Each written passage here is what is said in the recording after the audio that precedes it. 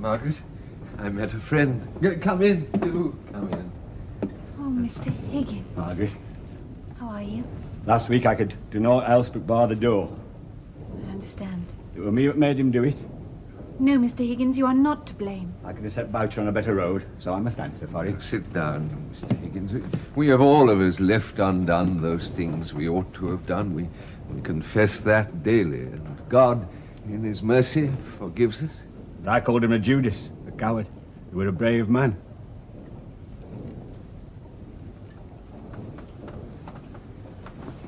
I want you to help me. Help you, of course. When I go down south, I want to take Mrs. Boucher with me, and the children. Work for them, care for them. Leave here and go south. There's no work for me here. I'm blacklisted. But many a time, Margaret, I've heard you talk of the south. Perhaps you know somebody who might give me work. What sort of work could you do? I reckon I could spade a bit. But you would not bear the dullness of the life. Have you been to Marlborough Mills for work? Yes, have you been to see Mr. Thornton? Not Thornton himself, but I've been to the works. I saw the overlooker.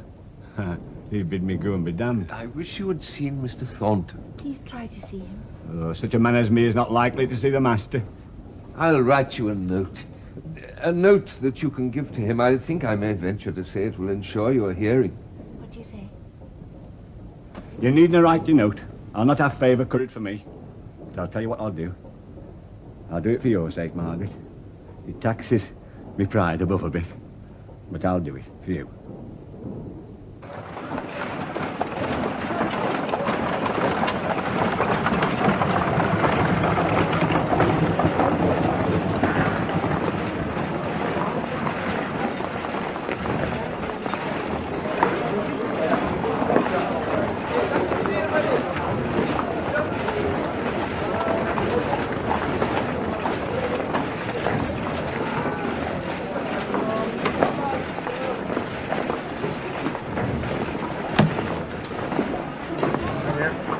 Excuse me, sir. What are you still here?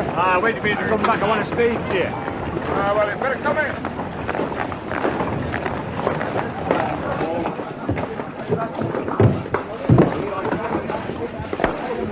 Now then, take this across the pinfold in the middle, will you? I'd have a word with you, sir. Hey? Word in private, if you'd be so kind, sir. No? Perhaps we could step outside, Master. Oh, hello. Wait here, will you? You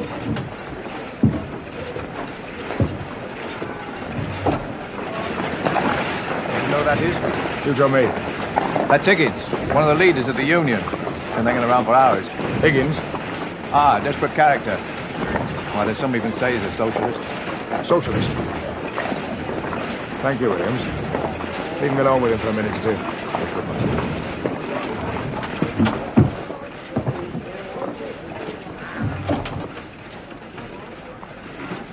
Oh, sir. What do you want with me? My name's Higgins. Yes, I know that. What do you want, Mr. Higgins? That's the question. I want work, so will you lay me on? You're a fine chap. Come on asking me for work. You don't like impudence, that's very clear. What are you waiting for? I asked you a question. I'm waiting for the answer. I'll give it to you, so don't waste any more of your time. All you've done is make a remark on my impudence. I taught it with manners to say yes or no when I asked a simple question. I'll repeat it. I'll be thankful to you if you give me work. Look, Higgins, I've turned off 100 of my best hands for following you and the likes of you. Do you think that sets you on? Might as well throw a firebrand at me like cotton waste.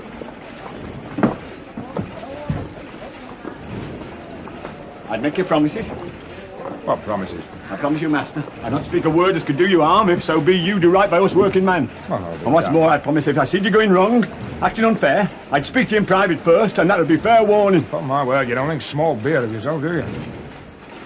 You're not giving me work. I'm sorry to have troubled you. I wouldn't have come when I was coaxed on by a woman. Well, tell her to mind her own business in future. Go on, get out. I'm obliged to you for your kindness, master. But most of all for your civil way of saying goodbye. Good day to you.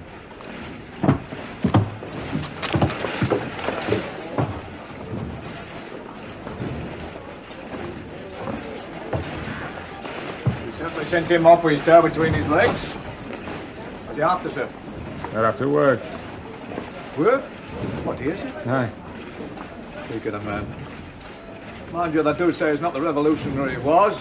Not since he calls that fellow's death. Who's dead? Vulture. Drowned himself.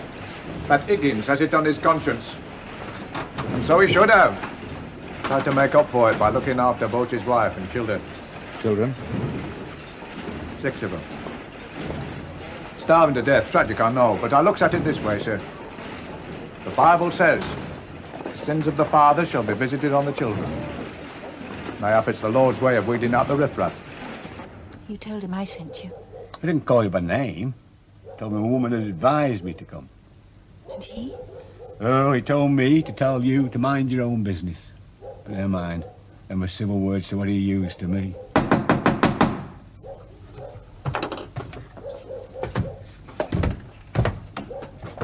Here, Mr. Higgins. Can I have a word with you? You? Call in here. You best come in.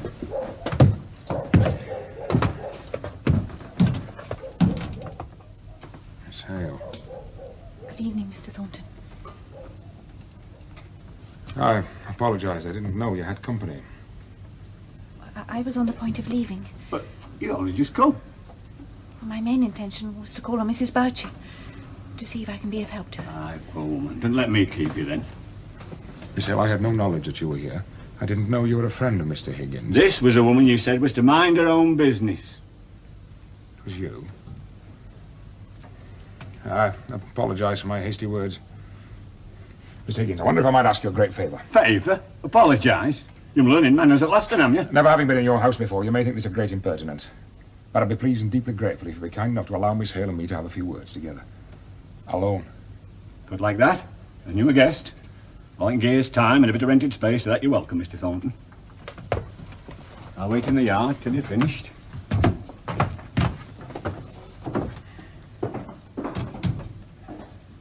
You had a visit from my mother, I understand. I did. I regret what took place. I would not have you hunted and badgered. Miss Hale, have you no explanation? You must know what I cannot but think. I am aware of what I must appear to you. But I'm not in a position to explain. If I did, I would bring harm to another person. Then I'll ask no further. I thought we might have had something to say to each other, but I see that we mean nothing to one another. I hope you're quite convinced that any foolish passion on my part is entirely over. Yes. Then if you will excuse me. Good evening, Mr. Thornton. Miss Hale.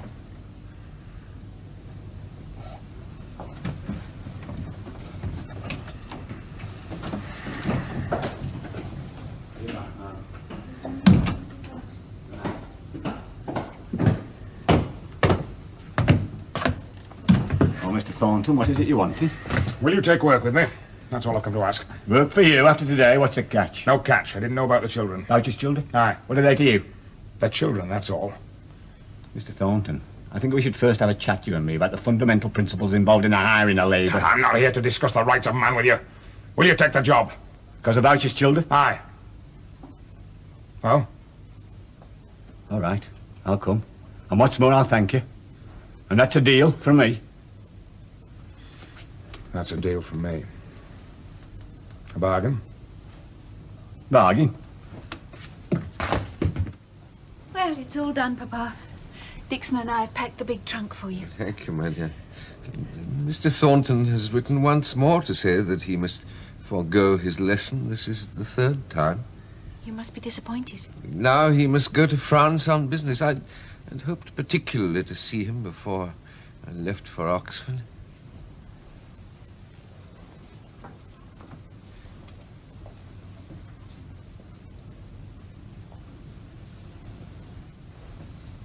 Margaret, have you ever had cause to think that Mr. Thornton cared for you?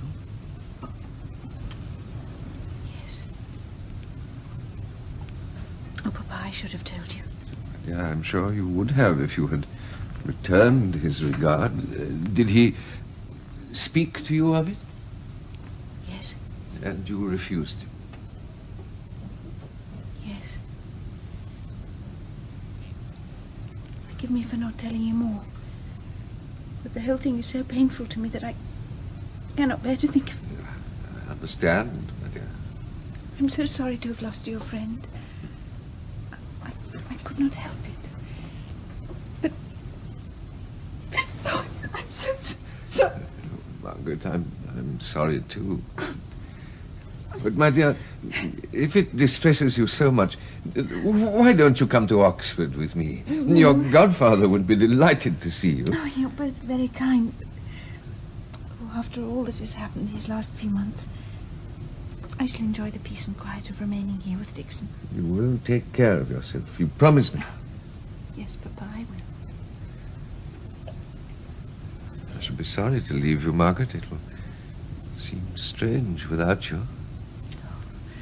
But you know how happy you will be to be in Oxford again after all this time. Yes, indeed. It is a long time. I must confess, Margaret, I feel a little nervous. Oh, you will feel differently tomorrow, once you've arrived.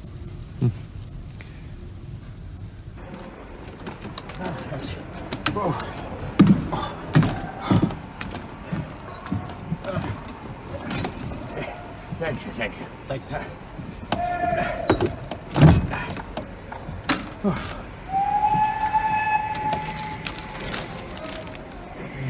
Why, Mr. Bell. Thornton, what are you doing on this train? I caught it in London. Matter of fact, I'm just on my way back from France. Been doing some business there. Successfully, I hope. Well, yes. It's got me out of trouble for the time being. What about you? Tell me on your way to Milton. Yes, I am. Got to put up my rent, I hope.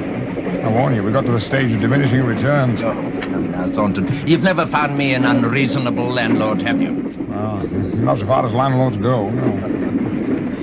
But what is the purpose of your visit, may I ask? A most melancholy errand, I'm afraid. No? You know Mr. Hale's been staying with me for the last few weeks? Yes? Well, prepare yourself for a shock, Thornton. Mr. Hale is no more. He passed away last night. He went to bed last night, to all appearances, in good health and excellent spirits when my servant called him this morning. He had gone. Hale dead? He hadn't seen Oxford for 17 years. His visit was a joyful reconciliation with his past, with his whole life. He was happier than I've ever known him. If a man must die, his was a good death. We can thank God for that. Does Miss Hale know? Margaret? No. I'm on my way to break the news to her. So now she's alone.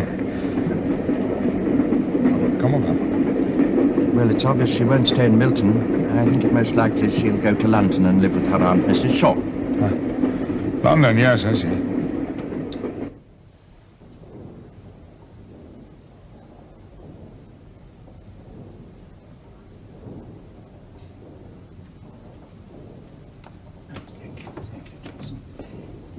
She's in there, sir. Good.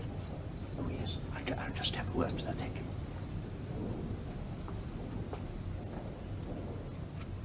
Margaret? Margaret, my dear? Yes, Godfather. I know this has all been a terrible shock to you, my child, but I have things that I ought to discuss with you.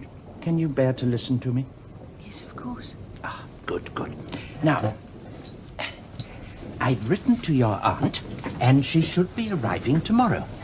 Yes. Now, I think it most likely she'll want to return with you to London as soon as possible. You will be happy in London, won't you? Yes. Good. Now then, as I've only really one more day here, I was wondering, as your aunt probably won't leave you enough time to say goodbye to your friends, if you have the courage, my dear, I could accompany you on your leave-taking. Leave-taking? Well, you may never see this place again. I know. Well, now, who are the friends that you would wish to visit? We have made so few friends. Friends who would remark on my departure. But there's Mr. Higgins. I must say goodbye to Mr. Higgins. Yes, and who else? think. There's Mr. Thornton. Have you forgotten him? No, I have not forgotten him. Then you'll say goodbye to him. Yes. I will say goodbye. Saddle a lamb? What, get a working man saddle a lamb? Why not? Not enough backing in it. Packing? No fat, nothing succulent. If you're opening a dining room for your workers, you want to give them what they're used to, and lots on it. Ah, well, what do you recommend then, Higgins? Here, take this number pencil, do a bit of jotting. Right, fire ahead. Right, you are. First off, hot pot. Next, belly draft. Neckalamic pearl barley, chawl trotters, chitlins and the gissup. Gissup? Aye, chitlins and the gissup, first rate fettle, I tell you. Got cow wheel down, have you? Oh, it's nice and gluey around your chops as your cow wheel. And don't forget your giblet pie. All right, Higgins, all right. You've convinced me. Well, what are you up to, Thornton? You taking up cooking? Mr. Bell. It's a scheme Higgins and I are devising. We're opening a canteen. Buying the food wholesale, see? It's cheaper. And every man in mill will get one good meal a day and at rock bottom price. Most progressive, my good man. Most progressive. All right, Higgins, we'll complete this tomorrow. Very good, sir. Ah, it's very good of you to call. Well, actually, I brought Miss Hale with me. She's in the house saying goodbye to your mother. I want to apologize for my manner the last time you met, Mrs. Thornton. I'm sure you meant kindly, however much we may have misunderstood each other. I did no more than what I believed to be my duty. I'm glad you do me justice. What part of London shall you be residing in, Miss Hale? Harley Street. Oh. Walter and I have discussed the possibility of acquiring a townhouse after we are married. I fancy Cheyne Walk myself. If you do come to town, Miss Thornton, I shall do all in my power to give you every attention. Oh. And you too, Mrs. Thornton. I never go to London. Good day, Mr. Thornton. Good day, Miss Hale. I'm very sorry to hear of your sad loss. Your father was a dear friend to me. I have been sorting through Papa's books, and I wondered if you would like his copy of Homer. Oh, I shall value that greatly. Thank you. John, I'm sorry to say that Miss Hale's call is to wish us goodbye. Mr. Bell told me. You're leaving then, for London. Yes, my aunt arrives tomorrow to fetch me. And we shall never see you again. I doubt it. Goodbye then, Miss Hale. Goodbye, Mr. Thornton. Yes, we ought to be making a move. Goodbye, Miss Thornton. Goodbye, Miss Hale. I'll come down with you, Miss Hale.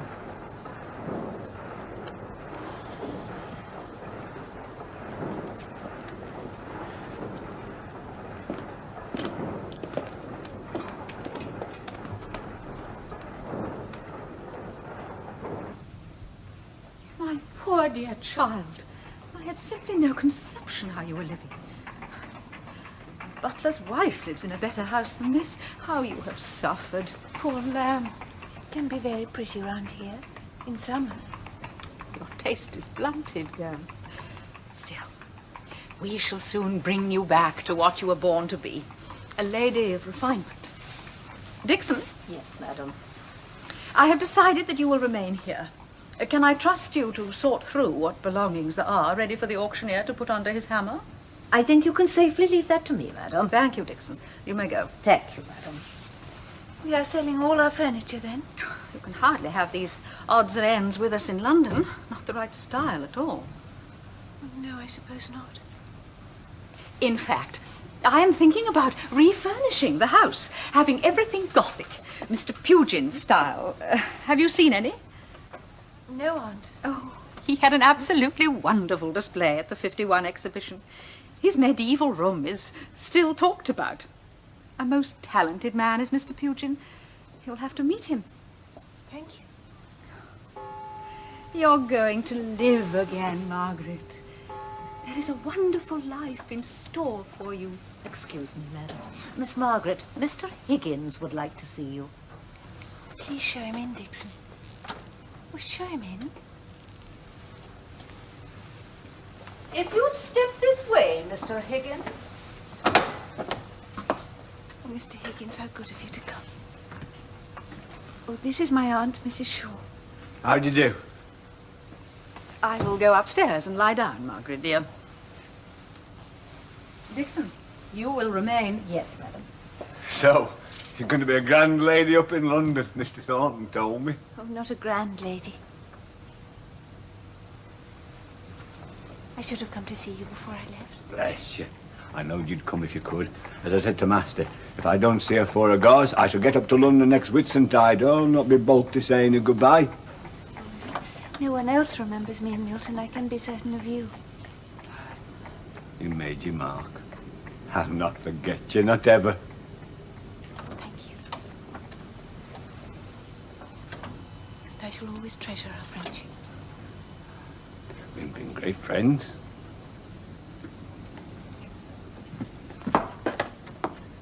Bless you, Margaret. Bless you. And amen.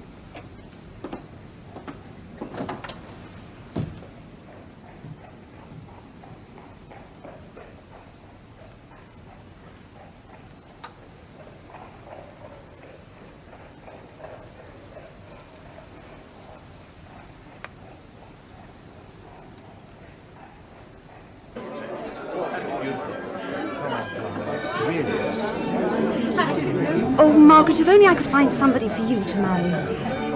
I shall never marry. Nonsense. I want to see you happy again. Don't grieve too long. After all, it is more than 6 months since your father died. It's high time you started to think of yourself. Edith, I beg you... You've become such an attraction to the house during the past few months. Sholto knows many men who wish to visit here, only for your sake. Do you know, Edith, I sometimes think that your stay abroad with the regiment has taught you... Well? Just a shade or two of coarseness. Come, my dears, I can't have you two gossiping together all evening. Come, Margaret. Well, my dear, how are you enjoying your return to society? I find society a little difficult to accept. I don't feel part of it anymore. Margaret, a girl must not say such a thing. Such an admission is impossible. What you need, Margaret, my dear, is gentleness and tenderness. I will leave you with Henry, for he has a rich fund of both. You will look after her, won't you, while I tour the guests? Margaret. Yes, Henry? Tear away the pretentious veneer of our conversation, and you would find that this room is full of aching hearts. Why do you go on with it? If I speak for myself, my own somewhat forced, affable chatter is simply a means of disguising how vulnerable I am. You vulnerable? Margaret, all men who have a longing for something, someone, are vulnerable. Henry, you are the kindest and most sympathetic friend I have here. Still only a friend. And I remain vulnerable. And being so, I must make sure that society is unaware of it. So come, Margaret, what chit-chat shall we engage in? I do not enjoy chit-chat. But you must, Margaret, you must. It is an essential rule of the game. I hear that the thing to avoid this season is to attend any party where Alfred Lord Tennyson is invited. Got a new poem called Maud. Reads it in a special sing-song voice with tears dripping down his face. Nothing but moans and groans. An absolute shocker of the man. Guaranteed to kill any evening stone dead. Henry?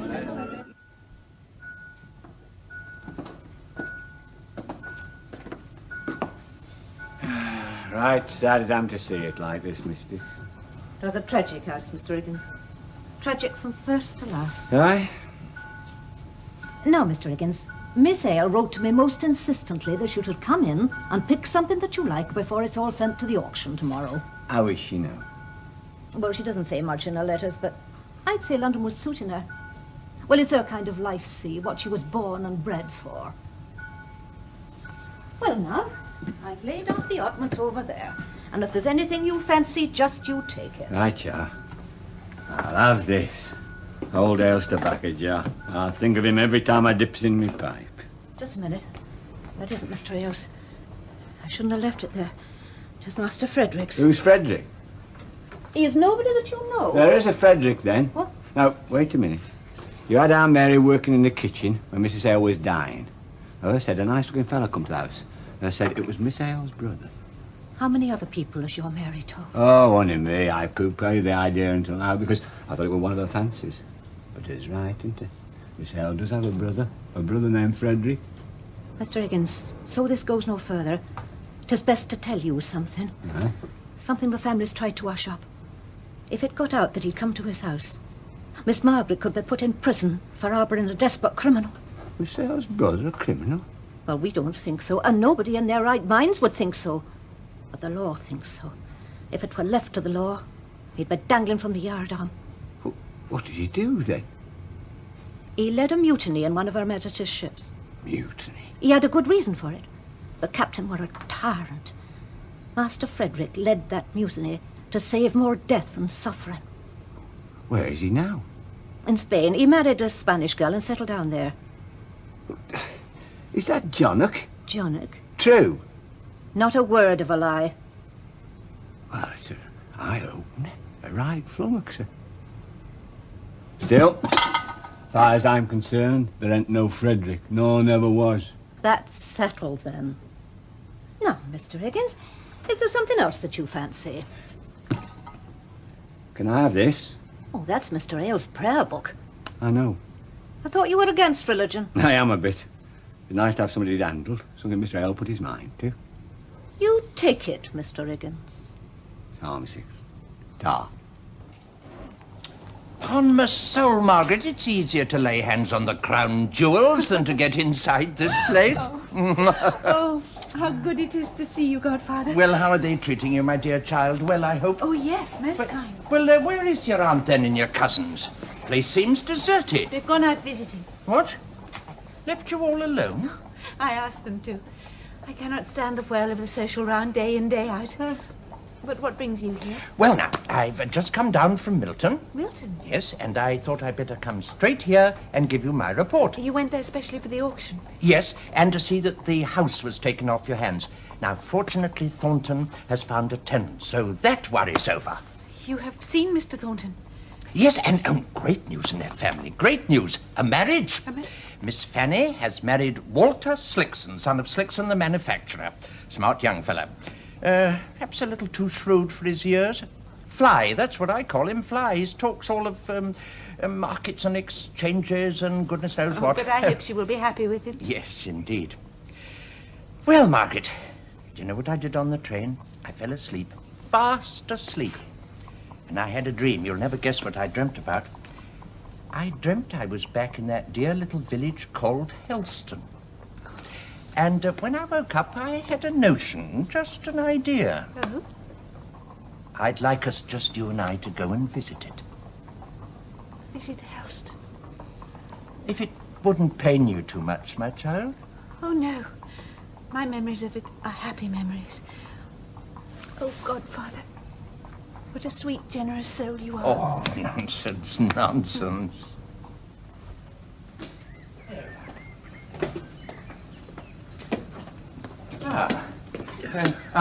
Thank you.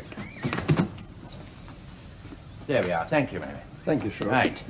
Well, now, I wonder where everybody is. Let's, Oh. Oh. Ah. There. Well, bless my soul. It's Miss Hale, isn't it?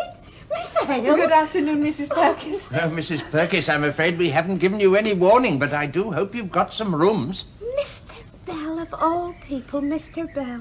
You remember me? Remember you. Why, many's the time you stayed under this roof in the old days. You're most welcome, sir. Of course, we got rooms. Ah, good, good. But fancy seeing you again, Miss Hale. And how's the vicar, your father? God bless him. We'd never cease to be sorry he left. Papa... He's gone from us, Mrs. Perkins. Oh, no, never so. See, Margaret is my goddaughter, and her father was my oldest friend. So we thought we'd come down here together and have a look at the old place. It has changed a lot. Indeed. Oh, in 2 or 3 years, it has changed beyond recognition. Well, we must investigate that for ourselves, mustn't we? Now, Mrs. Perkins, would you be kind enough to show us to our rooms? Right you are. Oh, can you manage those? What, these bags? They're feathers. Feather? Godfather, whatever Mrs. Perkins says, people do not change. Ordinary people. You don't think so? Well, we shall see. Come. Yes, we shall see. Let us call on some of the old cottagers, and then visit the school. And then, if I'm brave enough to bear it, go to the vicarage once more. Anything you say, my dear. I like to think we're the vanguard of the new Church of England, Miss Hale. We can no longer afford the indulgence of meditation and all that. Oh, careful, William. Miss Hale's father was a scholar.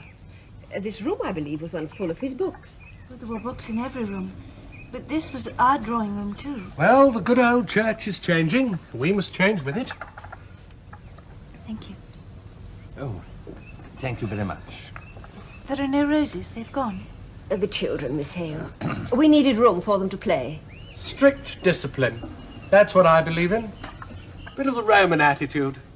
Leave abstruse dogma to the wise old fathers of the church while we get on with the job. Too much delving by mediocre minds can only lead to heresy. Are you referring to my father? He became a dissenter and left the church. Sorry, nothing personal. It's just that I've had to tackle a parish that's got a bit vague about things. I don't quite follow. I mean, they haven't got it clear yet on original sin, let alone their muddled thinking about transubstantiation. Well, my attitude is absolutely clear, isn't it, my dear? Oh, yes, William. Too much thinking for yourself cultivates pride. It's your mind against the will of God. And that can lead to all kinds of trouble. I think Miss Hale knows that. Yes, all respect to your father, but if he had relied upon faith and the symbols of faith... The first thing William did was open a chapel to Our Lady. Yes, it's that kind of thing that keeps your mind on the right courses. To be a faithful Christian, there's a good case for sacrificing the intellect, you know. In all humility, may I suggest that that is what your father never did. Sacrifice his intellect? Precisely. No. Papa never did that.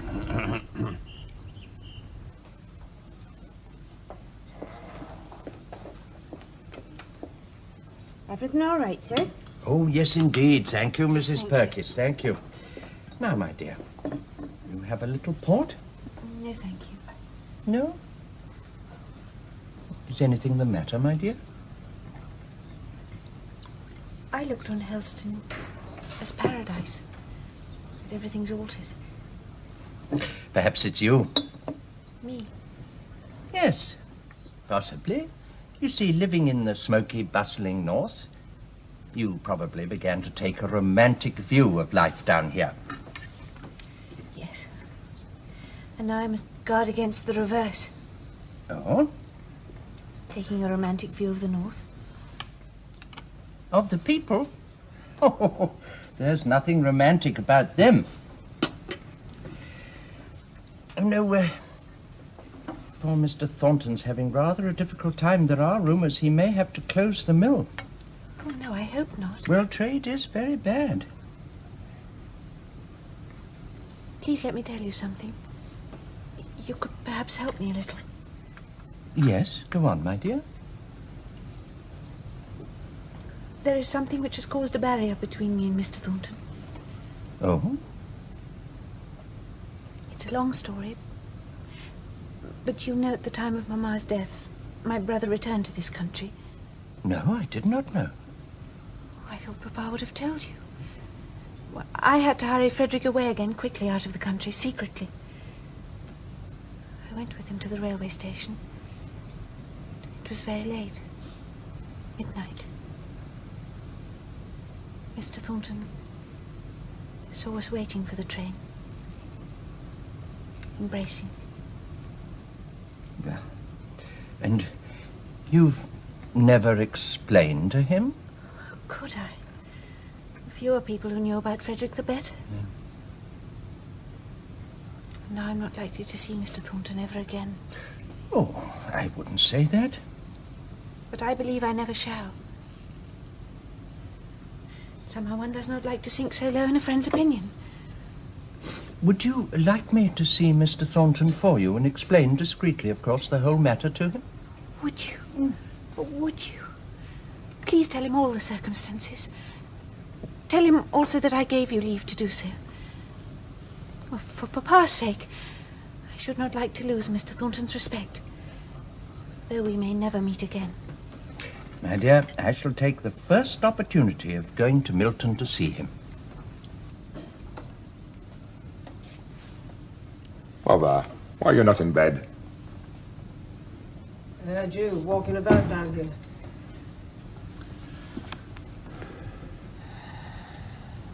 Well, is it the end?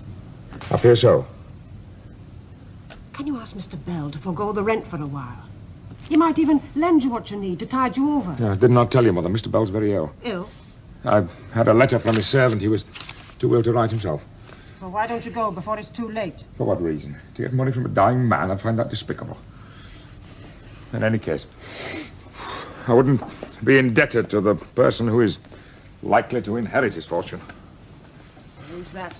His goddaughter. Oh, Miss Hale? And nobody else to leave it to. You mean she'll own this house? And the factory? And all his other properties in Milton. No, I shall have to give up business. I can just cover all the debts, pay off the men. We shall have very little left. You mustn't grieve, Mother, about leaving the house. I don't care about the house. It's you I care about. Breaks my heart to see you less than you should be. Is there nothing you can do? No. It's not fair, Mother. Can't start again with the same heart. Sometimes I wonder where justice has gone to. Now I don't believe there is any.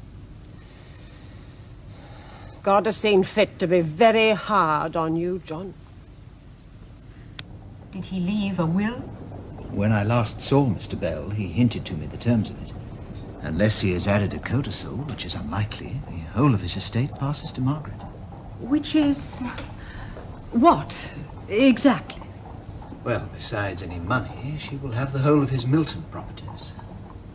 They amount to some £40,000. Mr. Bell died well. Margaret will be heartbroken. She was so fond of him, Mamma. Oh, yes.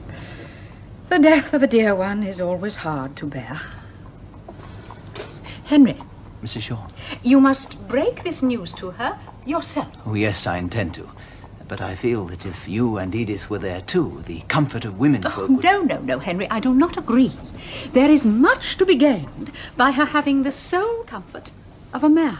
As her lawyer, you must stay by her, give her all the help and sympathy she needs. Margaret, my dear, Henry has just told us he has some very serious news for you. Oh? Edith, we will allow them some privacy. Yes, Mamma, of course. Dixon?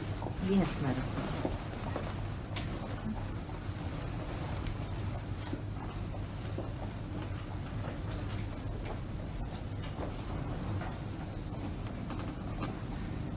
Dearest Margaret. Yes. I have some deeply sad news to tell you. Mr. Bell has departed this life. Mr. Bell?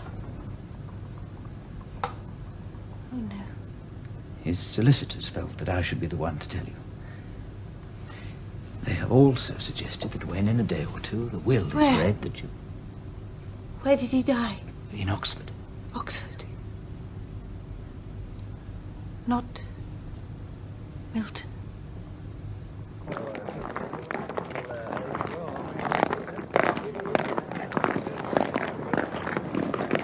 Goodbye, Jenkins. Thank you. Goodbye, Master. And if you ever start up the factory again, then you can count on me, because I'm the only one who knows how to work that new carding machine proper. Hi, thank you. Goodbye, Roberts. Thank you. Goodbye, Penfold. Thank you, Master, for getting me placed with Mr. Amper. I wish I could have done it for all of you. Still, if there's anything I can do at any time... Oh, you know that, Master. We know it. Goodbye. Goodbye.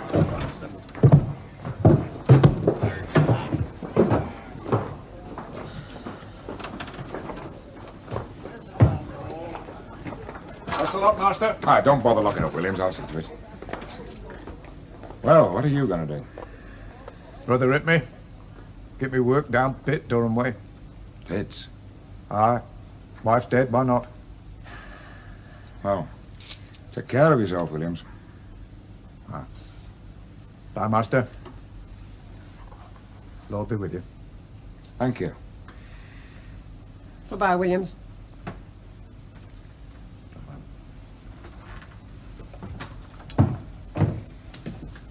Well,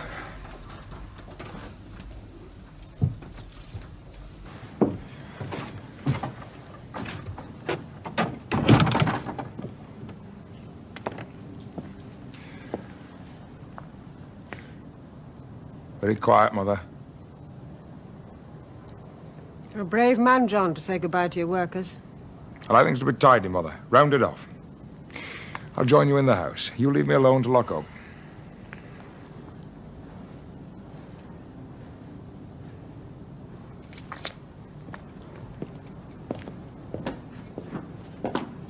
Higgins! My friend. I want to speak to you, Master. Don't call me Master. I'm nobody's master now. I want to tell you that if you want to start up again, in a small way, in the backyard, I'll work for you for nothing. Nothing? No, I haven't even got your feet off the ground. Higgins, where are your union principles now? No more battle left betwixt you and me. Aye. We're two men out of a job. I'm sorry I couldn't get you alternative employment, but because of your union associations... Don't you worry about that. Time will come when I'll have to accept us. You won't be offended if I speak to you man to man. No, please do. We've been thrust together, haven't we? Just to strike, and get mixed up the ales. How's Miss Margaret, have you heard? Miss who? Aye, all alone in London, isn't she? Not even a brother to look after her. Brother? Aye. Well, she's got a brother, didn't you? Came over here at the time of her mother's death, lives in Spain. In Spain? Don't suppose he'll ever be back. I mean, leading a mutiny on one of Her Majesty's ships. No forgiveness for that, is there? No, no. Oh. Better be toddling, then. Hey? Oh, aye. Good day, then. Thornton. Good day, Higgins. Brother. Mr. Thornton. Yes, Miss Margaret. He wishes to speak with you. Mr. Thornton? Thornton of Milton? I believe so, madam. His speech is certainly not of London. If you'll pardon my saying so, Miss Margaret. You will not see him, Margaret. Not see him? I consider it more prudent. You have inherited a considerable fortune. Henry has told me about this Mr. Thornton. He is a man in sharply reduced circumstance. With respect, Mrs. Shaw, I do feel that some allowances should be made. After all, generosity of spirit, if of nothing else, can be shown to those who have fallen from their pinnacles. Henry, he is not a member of one of your London clubs. He is a northerner. Newton, show Mr. Thornton into the library. Yes, Miss Margaret. Margaret, my dear, do you realize what you have just done? You have countermanded my order in front of a servant. In what way? I have forbidden you to see Mr. Thornton. It is for your own good. There will be many who come after your money. You must be protected. I am now of age. You cannot command me. And I shall do with my own as I wish. Don't be foolish, Margaret. Would you do me the kindness to let me speak to Mr. Thornton? I think you must let Margaret speak with him. As you think best, Henry.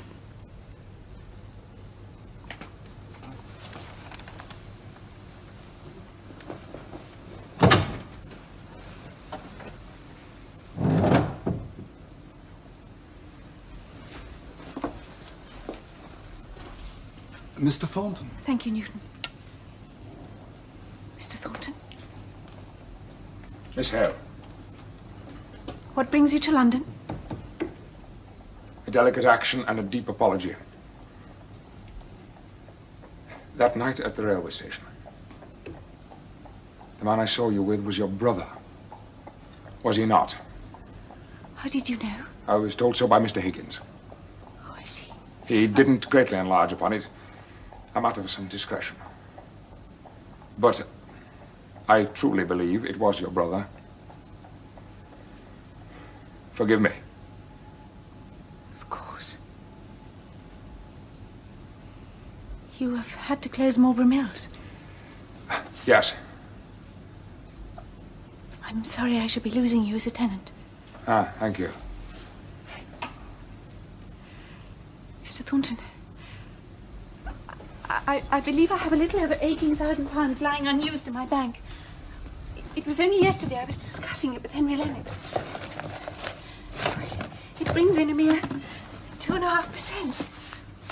If you would take this money, you could pay me much better interest and go on working Marlborough Mills. You could make it into one of the finest industries in the whole of England. You once told me that was your aim. And given my capital, could it not be your aim once more? Margaret. Margaret. Why do you not speak? If I must go, then send me away at once.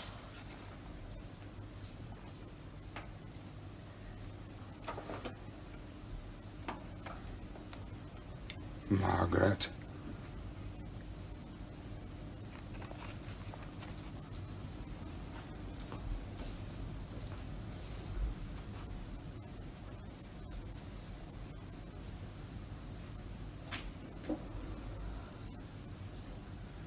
I love you.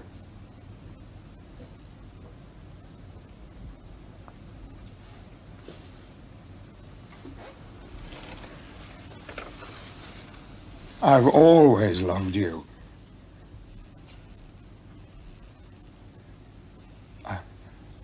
Look, I have something to show you. Do you know these roses? No. You might have once worn sister roses. They're from Helston. You've been there. When?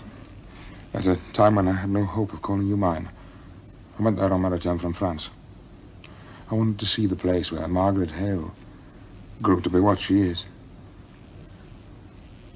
You must give them to me. Very well. But you must pay me for them first.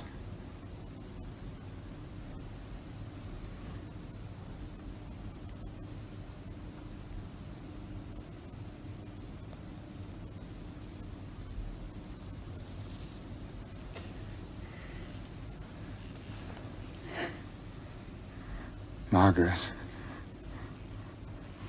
you must leave all of this. London. The South. Aye. It is not places that matter.